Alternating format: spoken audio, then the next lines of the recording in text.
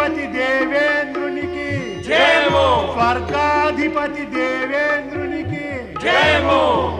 శుభాకాంక్షలు శుభాకాంక్షలు దేవేంద్ర. తమరు మళ్ళీ సింహాసనారూఢులైనందుకు ఎన్నో శుభాకాంక్షలు. స్వర్గం తమ కోసమే, తమరు స్వర్గం కోసమేనంటాను. సదా స్వర్గాన్ని ఏలండి. మంగళమస్తు మంగళమస్తు.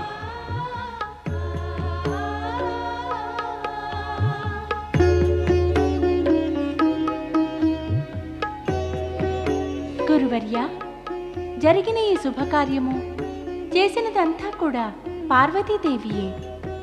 ఆమె జపము, తపస్సు, పుణ్యము, పరాక్రమం వల్లనే మాకీనాడు ఈ శుభదినం చూడగలిగే సౌభాగ్యం కలిగింది. నిజమే చెప్పారు. మనమందరము పార్వతీదేవికి రుణపడి ఉన్నాం. కానీ మనమంతా మర్చిపోకూడదు, స్వర్గాన్ని మళ్లీ పొందడంలో పరమపిత బ్రహ్మదేవులు కూడా సహాయం చేశారు. మహాతపస్విని పార్వతీదేవికి జయము, పరమపిత బ్రహ్మదేవులకు జయము. నారాయణ నారాయణ నారాయణ నారాయణ. పరమపిత బ్రహ్మను, సరస్వతీమాతను భూమిపై వనవాసం చేసిన పిమ్మట మళ్ళీ బ్రహ్మలోకంలో కలిసి చూడడం కన్నుల పండుగగా ఉంది. మాటల మాయాజాలం పన్నకు నారద, నీ వచ్చిన కారణం చెప్పు. నారాయణ నారాయణ. నేనొచ్చిన కారణం స్పష్టమే పరమపిత. సప్త ఋషులు, అరుంధతీదేవి కూడా పార్వతీదేవి ఎదుట పరమేశ్వరుని ఘోరంగా నిందించారు. ఆయన్ను అవమానించే మాటలన్నారు. అయినా పార్వతీదేవి తన తపస్సు మాననేలేదు. ఎందుకని? దీనికి కారణమేమిటి పరమపిత? మరి పార్వతీదేవి తపస్సు ఉగ్రాతి ఉగ్రమైపోతే ఎలా? నారద, ఎలానే ఈ ప్రశ్న అయితే అడిగావు, కానీ దీనికి ఇంకా సమాధానం లేదు. ఇంకా భవిష్యత్తులో దొరికే అవకాశమూ లేదు. నీ సమస్యకు సమాధానం ఏమిటంటే,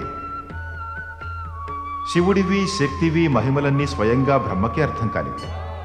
మరి అతని మానసపుత్రుడైన నారదుడికేం అర్థం అవుతాయి? నారద, నీవు భ్రమపడరాదు, భయమూ చెందరాదు. సమస్యకు ముందు ప్రళయం రాదు కూడా. అందుకని పార్వతి తపస్సు, ఉగ్ర తపస్సు సఫలమైతే అశుభం కాదు, శుభపరిణామమే. పరమపిత, ఈ తపస్సుకు మహిమలకు అంతిమ పరిమితి ఏమిటి? నారద, పార్వతి లౌకిక తపస్సు శక్తి యొక్క అలౌకిక పరిమితికి సంబంధించినది. అంటే శివుడిప్పుడు పార్వతిని పరీక్షిస్తున్నాడు. ఇటువంటి పరీక్షలన్నీ ఏకసూత్ర పరిమితితోనే అంతమవుతాయి. అంటే శివపార్వతుల వివాహం నిర్విఘ్నంగా ముగిసినప్పుడే పరిస్థితి సామాన్యమవుతుంది. నారాయణ నారాయణ. పరమపిత, పరిస్థితి సామాన్యమవడమే కాదు, సర్వమాన్యమవుతోంది. దేవేంద్రుడు తన దేవతలందరితోనూ స్వర్గంపై తన అధికారాన్ని పొంది గీత, సంగీత, నృత్య, హర్షోల్లాసాలలో మునిగిపోయాడు. ఇది అసామాన్య స్థితియే నారదా. ఇంకా ఆ దేవతల పరీక్ష మిగిలి ఉంది. ఆశ్చర్యమే. ఇంత కఠోర స్థితి నుంచి బయటపడ్డ దేవతలకు ఇంకా పరీక్షలు అవసరమా? మాత, ఎంతకాలం తర్వాత వారు సుఖాలను పొందగలిగారు?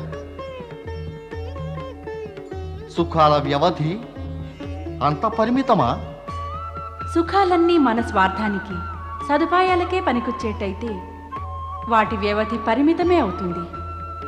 సుఖాల పాశాలన్నీ కూడా దుఃఖాల చెప్పుచేతలోనే ఉంటాయి. ఆ సుఖాలన్నీ కూడా ప్రజల హితానికే ఉపయోగపడితే వాటి వ్యవధి పెరుగుతుంది. మాత, ఇదంతా శివశక్తుల మహిమల వల్లనేనా? శివశక్తుల మహిమలంటావు, ప్రకృతి నియమాలంటావు, కానీ జరిగేది అదే. సమయం వచ్చినప్పుడు దేవతలకు కూడా ఈ సత్యం గురించి తెలిసి వస్తుంది.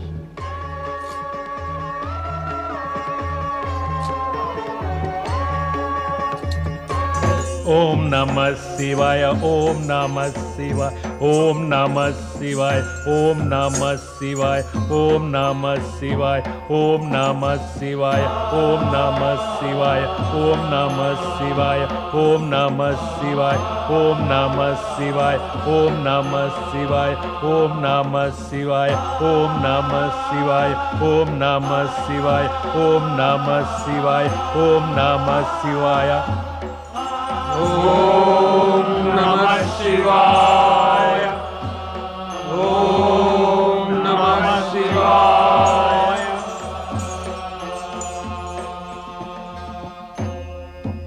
ఓం నమః శివాయ. సప్తర్షులు అరుంధతీదేవి కూడా అందరూ తిరిగి వచ్చారా? తిరిగైతే వచ్చాం పరమేశ, కానీ విఫలులమయ్యాం. మేమంతా పార్వతీదేవి ఎదుట తమను బాగా నిందించాం. కానీ ఆమెపై ఏమాత్రం ప్రభావం కలగలేదు. తమరి నిందను ఆమె వినలేకపోయింది. మా నోట తమరి నింద విన్నాక ఆమె ముఖభంగిమలన్నీ కూడా కఠోరమైపోయాయి పరమేశ. మేము ఆమె మదిలో తమ పట్ల వికర్షణను కలిగించలేకపోయాం.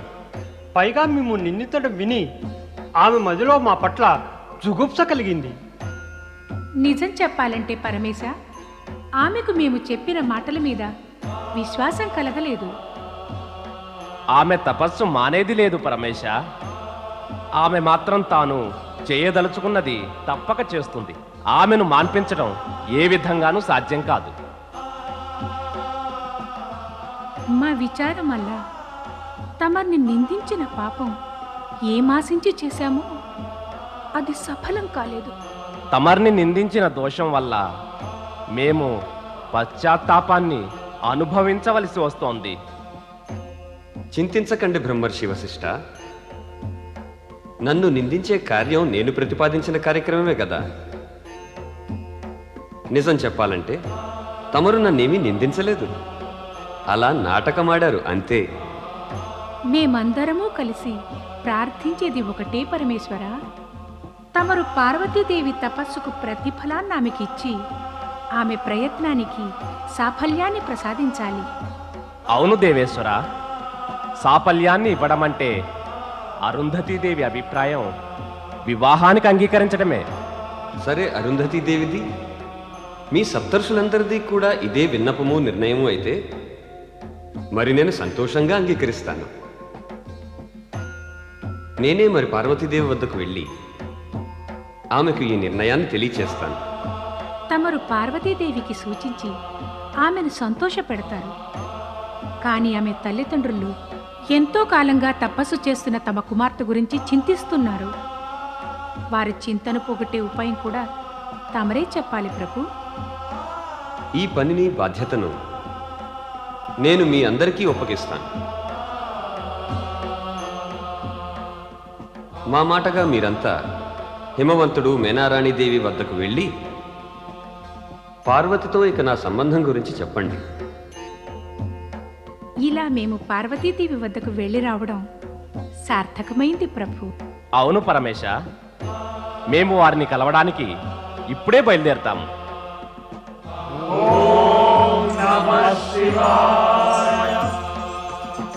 ఎప్పుడు లభిస్తుంది శివుని అంగీకారం? ఎప్పుడు సమాప్తమవుతుంది పార్వతి తపస్సు? అప్పటిదాకా నేను పుత్రికా వియోగంతో ఇలాగే విలపిస్తూ ఉండాలా? వీల్లేదు, మాటికి వీల్లేదు. ఏం ప్రయోజనం ఉంది నా తల్లికి ఈ తపస్సు వల్ల? అది ఆమె తల్లినే బాధిస్తోంది. ఇది మొండితనం, అది ఆమె తల్లికే సంకటం కలిగిస్తోంది. నీవామెకు చెప్పలేదా తన తపస్సు వల్ల ఈ తల్లి ఎంత బాధపడుతుందో? అనేక మార్లు చెప్పాం మహారాణి. మాటి మాటికి చెప్పినా కూడా ఆమె తన మొండి పట్టు విడవలేదు మహారాణి. చెప్పినా వినలేదా?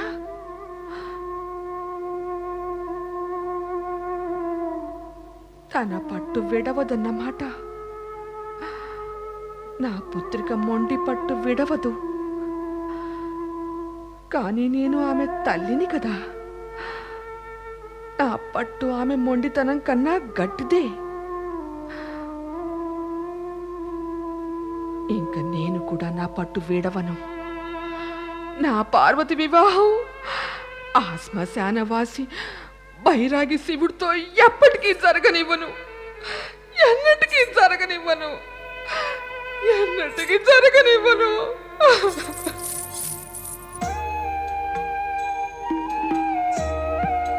జరగనివ్వడం జరగనివ్వకపోవడం మనుషుల చేతిలో ఉంటే ఈ జగతి రూపమే వికృతమవుతుంది. జరగనివ్వటం జరగనివ్వకపోవడం అనేవి ప్రకృతి విధి తమ స్వహస్తాలతో నియంత్రిస్తాయి. స్వామి, నేను చెప్పేది మాత్రం ఒకటే. నేను మహారాణి మేనాకు ఏ కారణం చేతను కోపం తెప్పించను. ఎందుకంటే ధన్యుణ్ణయ్యాను నేను. తమ వంటి మహర్షుల పవిత్ర చరణధూళితో మా హిమాలయ భవనం పవిత్రమైంది. నా సాదర వినమ్ర ప్రణామం స్వీకరించండి మహర్షులారా. అరుంధతీదేవి కళ్యాణమస్తు. విచ్చేయండి, ఆశీనులు కండి.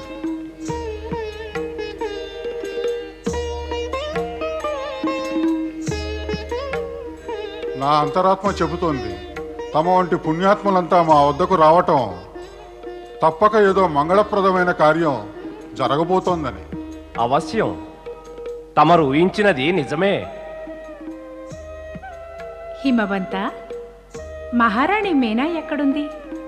కనిపించలేదే. ఆమెను పిలిపించరు? అలాగే దేవి, తప్పకుండా. ఆమె వచ్చేలోగా ఆ శుభ సమాచారం చెప్పరాదా?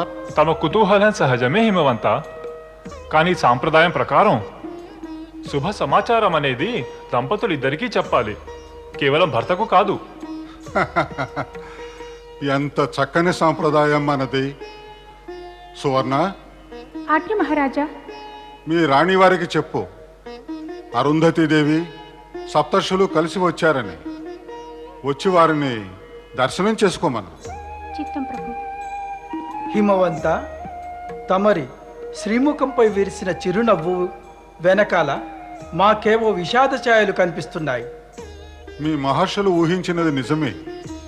మాకు ఒకటే చింత. చింతకు కారణం?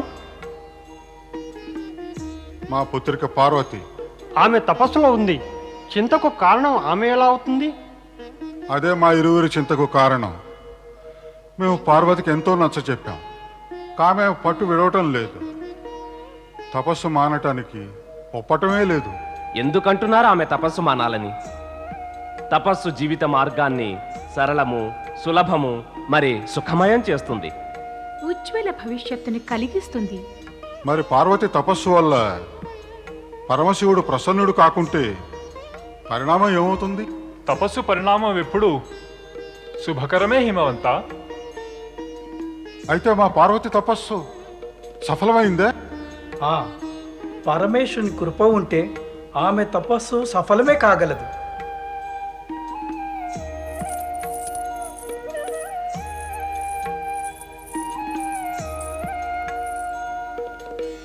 అరుంధతి దేవి, పూజ్యులైన ఋషిపుంగువులారా, నా ప్రణామం స్వీకరించండి. కళ్యాణమస్తు.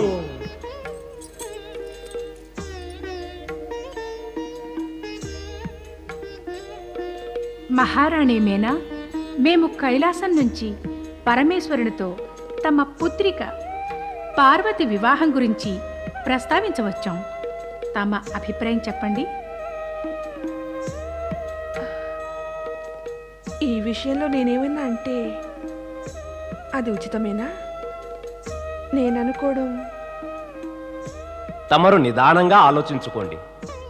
అవసరం అనిపిస్తే కుమారి పార్వతితో ఈ విషయం సంప్రదించండి. తమరు గనక శివపార్వతుల వివాహానికి అంగీకరిస్తే అందుకు శివుని అంగీకారము ఉందనే భావించవచ్చు. ఎందుకంటే ఈ జగతిలో జరిగేదంతా శివుని యొక్క ఇచ్ఛానుసారమే జరుగును. శివుని ఇచ్ఛ సదా మంగళప్రదమే అవుతుంది. ఇక మేము వెళ్ళొస్తాము. కళ్యాణమస్తు.